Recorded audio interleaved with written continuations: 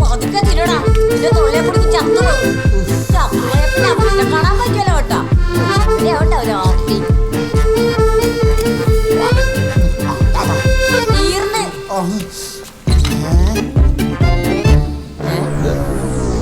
ഇവനും ഞാനോട് തിന്നാൻ പോണം. ചത്തും കൂടി ചേട്ടാ. അന്നാ പേടിയേറ്റതിന് ശേഷം ഇവരിങ്ങനെയാണ് സാറേ.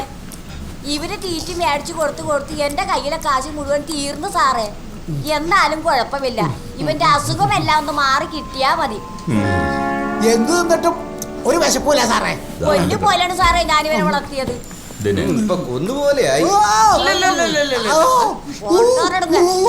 ഞാൻ ഇപ്പൊ കൊണ്ടുവരാം. സാറേ എന്തെങ്കിലും എടുത്ത് കൊടുത്തേക്കണേ.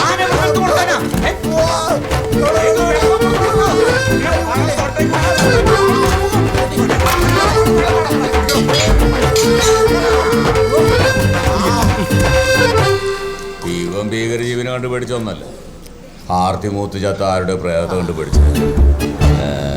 പോയാ അനിയ? അതെ അനിയ. അനിയൻ അന്ന് കണ്ടു എന്ന് പറഞ്ഞില്ലേ, ഒരാളെ കണ്ടു എന്ന് പറഞ്ഞില്ലേ? ആ കണ്ട ആള് ഇദ്ദേഹമാണോ? ആണോ? ഓറഞ്ച് എന്നാ ശരിക്കും ഓർമ്മ വരും പോലീസാരാ. ഓറഞ്ച് വേണല്ലേ? ഓറഞ്ചല്ല, ഓറഞ്ച് വാങ്ങിത്തരാട്ടാ.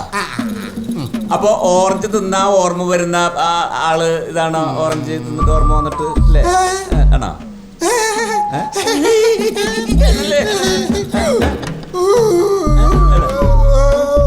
അല്ലേ?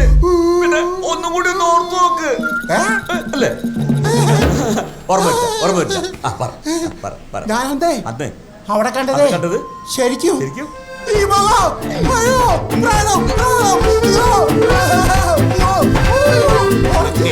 ഓറഞ്ചല്ല.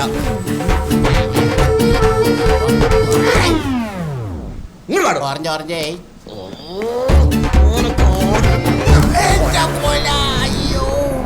അമ്മയുടെ ഓറഞ്ച്. അല്ല സാറ് പോവുകയാണാ? ഡോക്ടർ പറഞ്ഞതേ എന്റെ മകന്റെ അസുഖം പെട്ടെന്ന് മാറുമെന്നാണ്. പതുക്കെ മാറിയാ മതി. അവന്റെ ഒന്നും അസുഖം മാറിയിട്ട് യാതൊരു കാര്യമില്ല.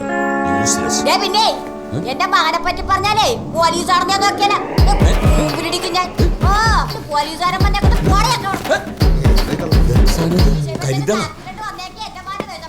വെറുതെ മനുഷ്യന്റെ സമയം മെനക്കെടുത്തി.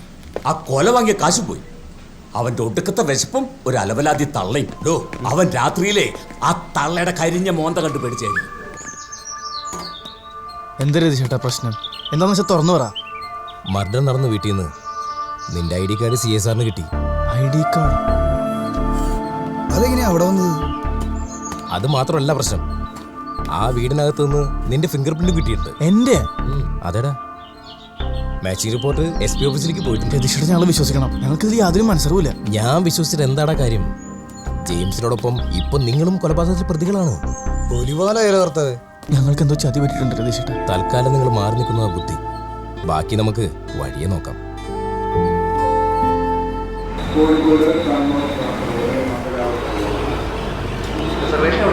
സാറേ കോയമ്പത്തൂർക്ക് ടിക്കറ്റ് ബുക്ക് ചെയ്യണം. ഇന്നത്തേക്കോ? ആ ഇന്നത്തേക്ക്. കോയമ്പത്തൂർക്കാ? അതൊക്കെ ഉണ്ട്, വാ പറയാം. ഇവിടെ തൽക്കാലം നമ്മൾ എങ്ങോട്ടാ പോകുന്ന ആരും അറിയുന്നത്. എങ്ങോട്ടാ രണ്ടുപേരും ബാഗ് തൂക്കി? അത് സാറേ ഞങ്ങളുടെ സസ്പെൻഷൻ ആയിരുന്നു ശരിയാക്കാനായിട്ടെ തിരുവനന്തപുരം വരെ ഒന്ന് പോവാ. പിന്നെ സാറ് ഞങ്ങളെ കണ്ടവരോടും പറയണ്ട, ഇവിടെ നിന്ന് ഇപ്പം ആരും വരണമെന്ന് പറയാൻ പറ്റില്ലല്ലോ. ധൈര്യമായിട്ട് പോയിട്ട് വാ. Okay sir. ഞാനില്ലേ ഇവിടെ. പിന്നെ തിരുവനന്തപുരത്ത് പോയിട്ട് വരുമ്പോ ചെലവ് ചെയ്യണം. അത് ഞങ്ങൾ സാർ ഞങ്ങൾ തിരുവനന്തപുരത്ത് നിന്ന് വന്നോട്ടെ. വിഷ്ണു ആ പാരഭാസ്കരന്റെ മുന്നിലുള്ള ചെന്ന് വിട്ടത്. ഇനി ഈ ലോകത്തറിയാൻ ആരും ബാക്കിയുണ്ടാവില്ല. പറയട്ടേന്ന്. അതല്ല ഞാൻ തിരുവനന്തപുരം എടുത്തു പറഞ്ഞത്. എടാ ഈ ദൃശ്യം സിനിമയിൽ ലാലേട്ടൻ പോലീസുകാരെ പറ്റിക്കണം ഇങ്ങനെയാണ്. ആണോ? പിന്നല്ലാതെ. എടാ നമ്മൾ കോയമ്പത്തൂർക്ക് ടിക്കറ്റ് ബുക്ക് ചെയ്യും. തിരുവനന്തപുരം SI ബാസുവിനോട് പറയും. പക്ഷെ നമ്മൾ മറ്റിടത്തേക്ക് പോകണം. ആണാ? പൊളിച്ച്. അപ്പൊ അങ്ങനെയാണ് കാര്യങ്ങൾ. ഇതാണ് മൻസൂർ. അസ്സലാമു അലൈക്കും. വാലൈക്കും അസ്സലാം. മൻസൂറിനെ കുറിച്ച് വിഷ്ണു പറയാറുണ്ട്. മൻസൂർ നല്ല വിക്രട്ടാ. പിന്നെ അത്യാവശ്യം നാടകവും കലാപരിപാടികളൊക്കെ ഉണ്ട് കയ്യില്. അങ്ങനെയൊന്നും ഇല്ല, അതൊക്കെ കളിക്ക് 350 രൂപ കിട്ടുന്ന കാലത്ത് ഇപ്പൊ ബിസിനസ് തുടങ്ങിയ ഒരാൾക്കുന്നത്. അല്ല നമ്മളിപ്പോ എങ്ങോട്ടാ പോകുന്നത്? അത് പറയാൻ പറഞ്ഞു. എന്റെ മാമാന്റെ ഒരു പൊരൽ മൂപ്പര് വലിയൊരു പുര ഉണ്ടാക്കിയിട്ട് ഇവിടെ വന്നപ്പോൾ 2 ദിവസം താമസിച്ചു. ഇതിന് മൂപ്പര് പറയാം മൂപ്പര് ഉദ്ദേശിച്ച പുരതല്ല, മൂപ്പര് ഫാമിലി ആയിട്ട് പിന്നെയും ദുബായിക്ക് കാര്യങ്ങളൊക്കെ ഞാനാ നോക്കുന്നത്. അവിടേക്ക് നമ്മൾ പോകും, അവിടെ ആകുമ്പോൾ ഫുള്ള് സേഫാണ്. I think the picture is clear now. Parappara James ചാടിപ്പോയതായി വിഷ്ണുവും റോയും ചേർന്ന് ഒരു കഥയുണ്ടാക്കുന്നു. ഇതിനിടയിൽ എങ്ങനെയോ വണ്ടാഴി പാപ്പച്ചൻ വന്ന് വീണു. രണ്ടാളും കടത്തിൽ മുങ്ങിയിരിക്കുന്ന സമയമല്ലേ പരപ്പാറ ജെയിംസ് എന്തെങ്കിലും പറഞ്ഞ് അവരെ പ്രലോഭിച്ചിട്ടുണ്ടാവണം. അങ്ങനെ ഒരു മണ്ടത്തരം അവർ ചെയ്യോ സാർ? പോലീസ് ഡിപ്പാർട്ട്മെന്റിനെ എന്നും ചീത്തപ്പേരുണ്ടാക്കിയിട്ടുള്ളൂ ആ യൂസ്ലെസ്സുകൾ. കൊലപാതകം നടന്ന വീടിന്റെ സമീപത്ത് വെച്ച് തന്നെ അന്ന് പുലർച്ചെ 3 മണി വരെ അവർ രണ്ടാളുടെയും മൊബൈൽ ടവർ ലൊക്കേഷൻ കാണിക്കുന്നുണ്ട്. അതിനെക്കുറിച്ച് തനിക്കെന്താ പറയാനുള്ളത്?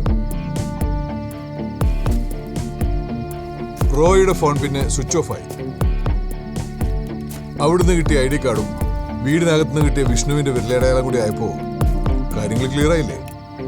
അങ്ങനെയൊക്കെ ആണെങ്കിലും അവരൊരു കൊലപാതകത്തിന് കൂട്ടുനിൽക്കുമെന്ന് എനിക്കങ്ങോട്ട് വിശ്വസിക്കാൻ പറ്റുന്നില്ല സാർ. എനിക്ക് പൂർണ്ണ വിശ്വാസമുണ്ട് ഇതിന്റെ പിന്നിൽ അവന്മാർ തന്നെയാണ്. തനിക്ക് ഇപ്പോഴും അവരുടെ ഒരു സോഫ്റ്റ് കോർണർ ഉണ്ട്, അതെനിക്കറിയാം. അവരുടെ അച്ഛന്മാരുടെ ബാച്ച്മേറ്റ് ആയിരുന്നല്ലോ താൻ. അവർക്ക് ഈ കേസുമായി ബന്ധമില്ലെങ്കിൽ പിന്നെ എന്തിനാടോ ആ SI ബാസറിനോട് തിരുവനന്തപുരത്തേക്ക് പോവാന്ന് കള്ളം പറഞ്ഞിട്ട് അവർ തമിഴ്നാട്ടിലേക്ക് മുങ്ങിയത്?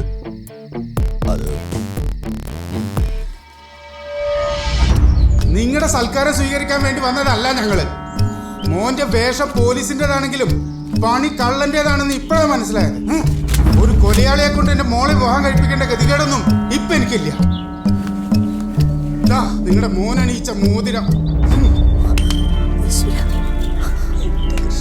വാടോ. ഞാൻ അപ്പോഴേ പറഞ്ഞല്ലേ ഈ ബന്ധം നമുക്ക് ചേരില്ലാന്ന്.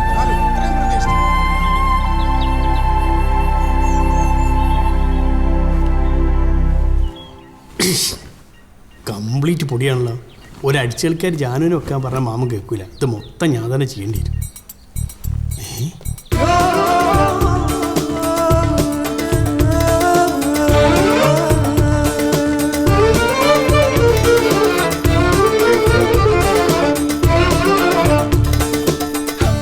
അല്ല, 2 ഷെയ്ക്കുമാർ ഫ്ലൈറ്റ് ഇറങ്ങി വരുന്ന മാതിരി ഈ വേഷത്തിൽ നിങ്ങളെ കണ്ടു കഴിഞ്ഞാൽ പെറ്റുമ്മമാർ തിരിച്ചറിയില്ല. ഇനി ധൈര്യമായിട്ട് പുറത്തു വയ്ക്കോളി. പക്ഷെ ഈ പോലീസിന്റെ സ്റ്റൈലൊക്കെ ഒന്ന് മാറ്റണം. ആ മസിൽ കൊടുത്താണ്ട് ഒഴിവാക്കി, മനസ്സിലായി? എവിടെ വരെ നിങ്ങളെ 2 ആളി മൊബൈൽ ഇപ്പോൾ പാണ്ടിലോറിയിൽ കേരള ബോർഡർ കഴിഞ്ഞിട്ടുണ്ടാവും. ഇനി പോലീസിന് അന്വേഷണം മുഴുവൻ തമിഴ്നാട്ടിലേക്കും. നിങ്ങൾ പോലീസ് രേഖാചിത്രം വരയ്ക്കുന്ന ആളല്ലേ? അങ്ങനെയാണ് ആ ഒളിഞ്ഞു നോട്ടക്കാരുടെ രേഖാചിത്രം ഒന്ന് വരച്ചു നോക്കി.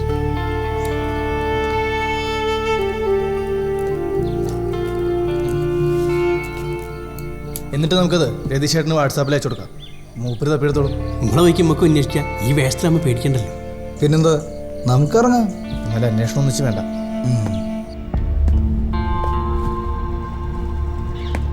ഗോപാലൻ, അന്ന് രാത്രി കണ്ട നീ വരല്ലേ?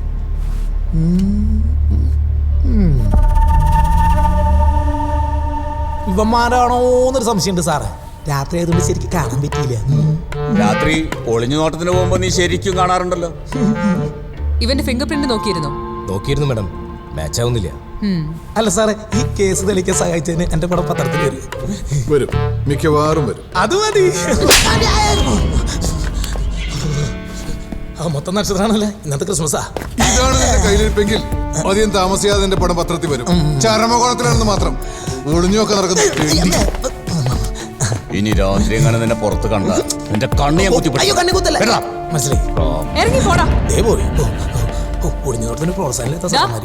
എന്തോ ആവശ്യം വന്നാ വിളിപ്പിക്കും. വന്നോണം. പിന്നെ എന്റെ പട്ടി വരും, വിളിച്ചു വരുത്തിട്ട് കണ്ണു കുത്തി പൊട്ടിക്കാനല്ലേ.